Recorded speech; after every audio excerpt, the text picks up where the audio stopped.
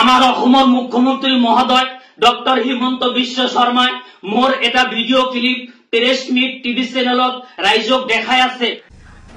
এখেতে ৰাতিপুৱাৰ পৰা তেওঁ চিঞৰি আছে যে এইটো সুযোগতে গৰিমা গাৰ্গক জালুকবাৰী সমষ্টিত ইলেকশ্যন উঠাই দিব। মই গৰিমা বাইদেউক জালুকবাৰী সমষ্টিৰ পৰা নিৰ্বাচন খেলিবলৈ অনুৰোধ কৰিছিলো। গৰিমা গাৰ্গে নিৰ্বাচন খেলাৰ প্ৰস্তাৱ দি মই যদি ভুল কৰিছো অসমবাসী ৰাইজৰ ওচৰত ক্ষমা খুজিছো। মোৰ সেইটো ভিডিঅ' একদিনৰ ভিতৰত 30 লক্ষ মানুহে চাইছিলে।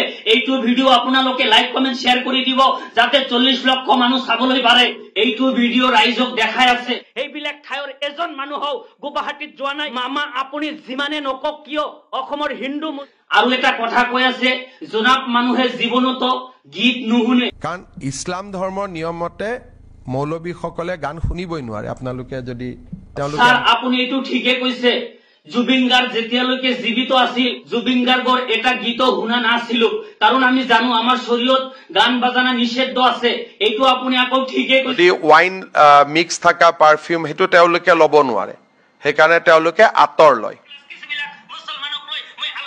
কিন্তু জুবিন গাৰ্গ মৃত্যুবৰণ কৰাৰ পিছত আমাৰ অসমৰ জুবিন অনুৰাগীসকলে ইমান মৰ্মাহত হৈছে, ইমান সোশ্যাল মিডিয়াত জুবিন গাৰ্গৰ গান বিলাক দি আছে। মোবাইল হাতত লব নোৱাৰো জুবিন গাৰ্গৰ গান আহি যায়। আৰু বিজেপিক জুবিন গাৰ্গে ইমান বেয়া কিয় পাইছিল, হিমন্ত বিশ্ব শৰ্মা মহোদয়ক কিয় ইমান বেয়া পাইছিল, বিজেপিক ভোট দিবলৈ নিষেধ কৰিছিল, এইবিলাক কথা চালি জাৰি সোশ্যাল মিডিয়াৰ পৰা মই যি পাইছিলো সেই কথাৰ ওপৰত ভিত্তি কৰি মোৰ ফালৰ পৰা প্ৰস্তাৱ আগবঢ়াইছিলো যে হিমন্ত বিশ্ব শৰ্মা তথা বিজেপি চৰকাৰে আমাৰ জনপ্ৰিয় কণ্ঠশিল্পী জুবিন গাৰ্গৰ ন্যায় নিদিয়ে। বাইদেউ আপুনি MLA হওক, জুবিন অনুৰাগী আপোনাক জিকাব, আপুনি জুবিন গাৰ্গৰ ন্যায় লব পাৰিব।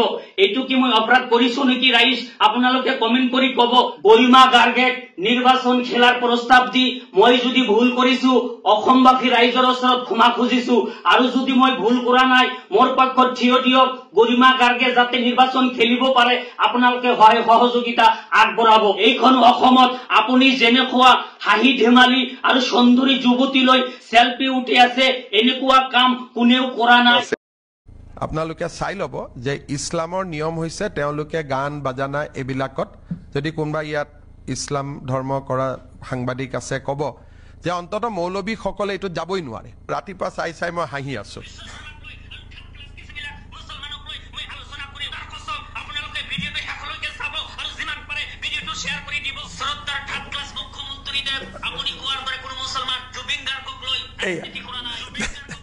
তেওঁক আপুনি এতিয়া তেওঁৰ এইটো শুনিব।